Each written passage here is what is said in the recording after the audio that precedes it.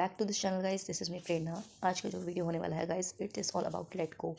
तो लेट गो के बारे में बहुत सारे लोगों को ये कन्फ्यूज़न है कि लेट गो क्या होता है, लेट गो कब करना होता है और कैसे पता चलेगा कि अब हमें लेट गो करना है, या मतलब लेट गो करना ज़रूरी है या नहीं है, या आप लेट गो नहीं भी करेंगे तो भी आपकी डिज़ायर मैनिफेस्ट होगी या नहीं होगी। ऐसे बहुत सारे क्वेश्चन आप लोगों के माइंड में आते हैं जो कि लेट गो करना डिज़ायर को ज़रूरी होता है, बट इसको फोर्सफुली नहीं करना होता। तो आगे मैं इसी बारे में आपको बताऊँगी वीडियो में, तो वीडियो में एंड तक बने रहिएगा ताकि आपको समझ में आए कि एक्चुअल में लेट गो करना कैसे होता है।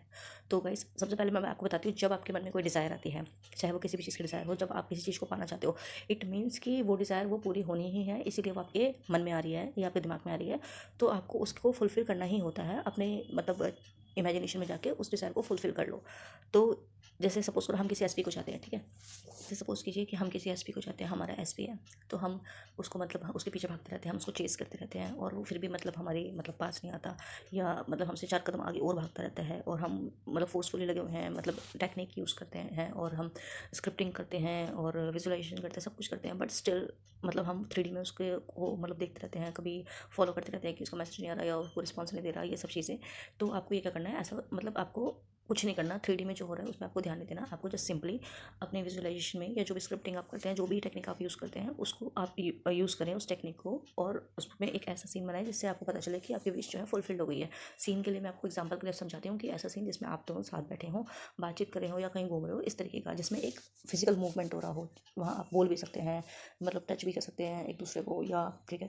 तो इस तरीके का कोई एक सीन बना के उसको आपको बार बार मतलब विजुअलाइज करना होता है। तो गाइस, जब आप इस चीज़ को विजुअलाइज कर रहे होते हैं, अब यहाँ पर सबसे ज़्यादा ध्यान देने वाली बात है कि जब आप इस सीन को विजुअलाइज करते हैं 1 बार, 2 बार, 3 बार, 4 बार, मतलब डे बाय डे जब आप इसको करते हैं, इस टेक्निक का यूज़ करते हैं विजुअलाइजेशन का, तो ऑटोमेटिकली जो है ना, जो लेट गो वाली जो स्टेट होती है वो अपने आप आ जाती है। ये इसके लिए आपको कोई फोर्स नहीं लगाना होता, कुछ भी नहीं करना होता, ठीक है। ये जो है ना एक अपने आप होने वाली एक चीज़ है, एक जिसको कहते हैं प्रक्रिया या पार्ट ऑफ द टेक्निक की, आप इसको समझ लो। ये अपने आप आएगा, मतलब आपको एक रिलीफ जैसा अंदर से फील हो जाएगा, आपको खुद ही लगेगा कि मुझे ये करने की ज़रूरत नहीं है, मतलब मुझे टेक्निक यूज़ करने की ज़रूरत नहीं है, या फिर आप जो भी आपके सामने जो भी सर्कमस्टेंसेस हो गए, आप उस पर खुद ही ध्यान देना छोड़ दोगे। और ये जो रिलीफ है, इसको नेवल कहते हैं, सब्त बोलते हैं।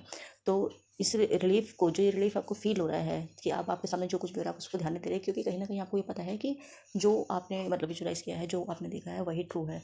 तो गाइस, इसी तरीके से जब आपको रिलैक्सेशन महसूस होगा, इट मीन्स कि आपकी जो विश है वो फुलफिल्ड हो गई है।